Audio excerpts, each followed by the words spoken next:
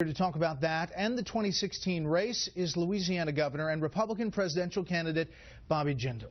Governor, thanks for being here. Brett, thank you for having me. I've been told you have an announcement to make. I do. I want to thank you for having me. Look, it has been a great honor for me to run for President of the United States. To put this in perspective, my parents came to this country 45 years ago. They came here for freedom and opportunity. You know, when they had me, they were actually living in married student housing at LSU. I don't think in a million years they would have ever imagined that I'd be governor or one day I'd be running for President of the United States.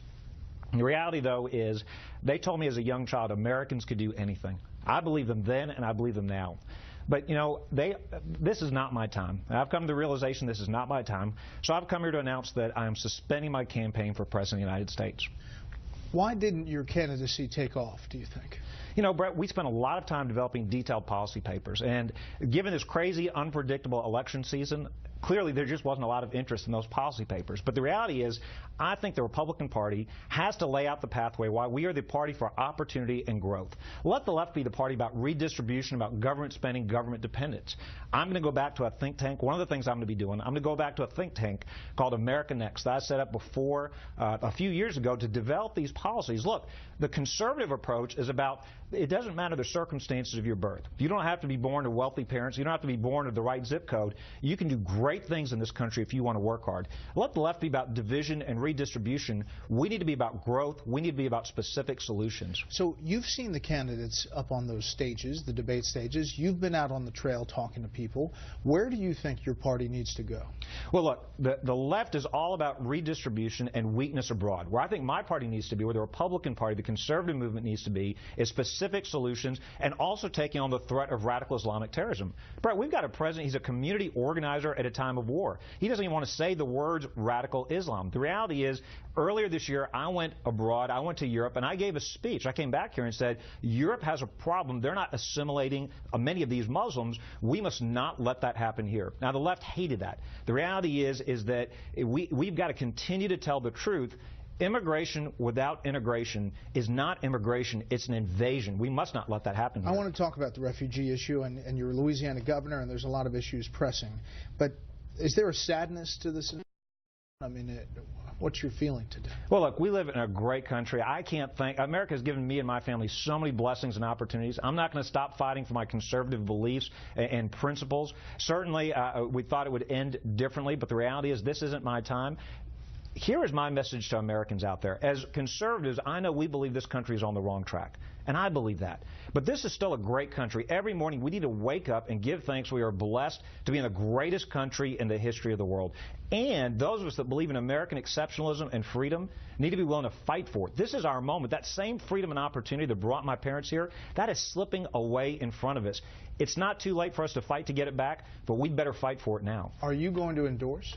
You know, I haven't given that a lot of thought. I know the press loves to see whether a politician endorses another. The reality is, though, I don't think people care. I think at the end of the day, I trust the American voters to select our nominee and the next president. I haven't given that a lot of thought. You know, Scott Walker on his way out seemed to say, and as did Rick Perry, that he was warning against certain people in the party. Do you have a similar warning? This is who I want to be our nominee. I want somebody, it's not enough just to elect a Republican. Brett, we need to elect somebody who's going to make big changes.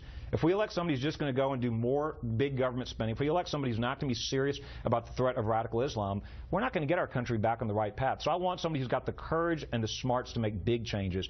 Look, we got a big field, and again, we'll decide whether we get involved or not. I will be supporting our nominee. The reality is we cannot afford to go towards socialism. We cannot afford Hillary Clinton 4 more years of a weak foreign policy. Our country deserves better than that. On Paris, your reaction to this, you just saw what Secretary Kerry said today. You were shaking your head here on set.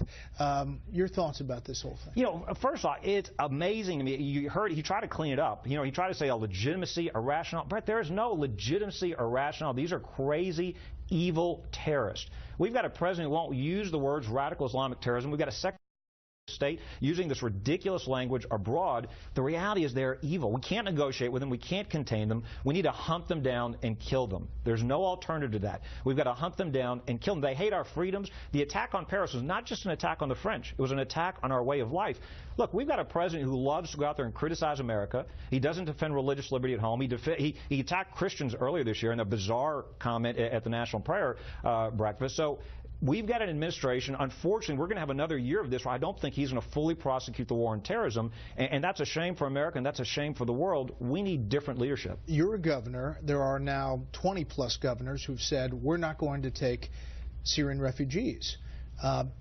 First of all, can governors say that to the federal government, who's responsible for this, and what's your thought on it? We have. Look, I issued an executive order telling my agencies to do everything we can. We don't want these refugees in our state. I've ordered the state police to track the ones that are already in Louisiana. They didn't tell us when they send these refugees to Louisiana. The reality is... They didn't tell you? No. We had no warning up front ahead of time. And how many? So it was 14 originally. One of those has been relocated to D.C. And so it was... Because there was a story online that one of them was missing. That's right. And that's not true? No, that is the one that has been relocated to D.C. And so, but state police knows where those that are in our state are, but they haven't committed to us that they're going to tell us ahead of time when they send additional refugees. And this reminds me, they sent almost 2,000 unaccompanied minor children from the last couple of years, and they didn't tell us that either. This is so important. Now, I know the ACLU, you're asking, can governors do this? The ACLU has already threatened us, saying this isn't constitutional. But the ACLU has also said to a principal in Louisiana, you can't say God bless you. They're a crazy group. I mean, what they choose to litigate, it doesn't make sense to me. But at the end of the day, this president needs to understand, when you've got governors, and now I understand there's a Democratic governor as well, saying this is dangerous. Now, the president, who doesn't defend religious liberty, is saying religious discrimination not to allow these people into our country. That's nonsense, Brett. Why would we allow people in the country when ISIS has told us they're going to send terrorists with these refugees? We've already seen this. One of the attackers in Paris had a Syrian passport. Why in the world would we allow them to come into our country? Look, we know that immigration can either make our country stronger or weaker. This president's policies are making our country weaker. This is a mistake. This is a threat to our way of life. You've got a president who won't even call the attack on Fort Hood a terrorist attack. He still says it's an incidence of workplace violence. How is he going to defeat radical Islamic terrorism when he won't even name the enemy? Final thing, Governor. Ending this campaign here tonight, you started it by telling your kids on this online video. What's your family's reaction to this whole experience? Well, look, my wife's here with me. We've talked to our kids. I've been blessed with the best family you could ever have. I've gotten from my parents the love of high expectations. My dad is 1 and 9, the first that got past the 5th grade, proved to us that you can do anything in this country if you work hard and if you apply yourself. I've got an incredible wife, my best friend. We've been married 18 years, 3 young kids. Their biggest question is, can they still get a dog? If you remember when we talked about running for president, now they've got, look, they are great young kids in school. They've got dreams for our country. For their sake, even though I'm not going to be a candidate for president, we had better elect the right candidate so we can restore the American dream before it's too late. Well, Governor, thank you for your time. Brett, thank you for having me. Good luck.